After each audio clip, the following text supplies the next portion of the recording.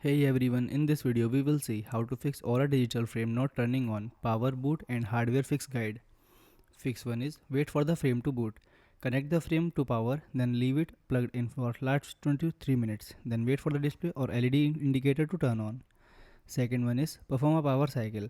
Unplug the Aura frame from power, then wait for 60 seconds. Plug the power adapter back in securely. Allow a few minutes for the frame to restart.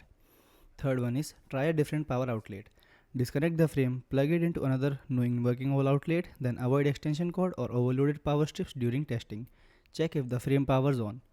Fourth one is check for signals of power. Look for any LED light on the frame, then listen for startup sound if your model has a speaker. If the LED light is on but the screen stays black, the display may be issue. Fifth one is check for overheating. If the frame feels very hot, unplug it. Let it cool for 20 to 30 minutes. Plug it back in and try turning it on again. Thanks for watching.